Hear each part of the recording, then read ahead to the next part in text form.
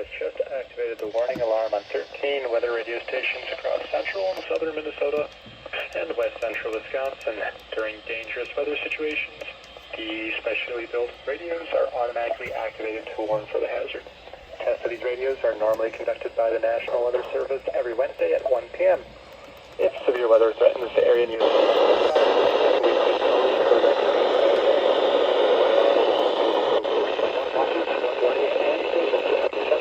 southern Minnesota and west central Wisconsin.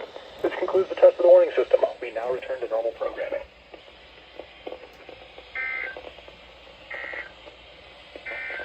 This is NOAA Weather Radio KJY80 in Red Wing, broadcasting on a frequency of 162.450 MHz.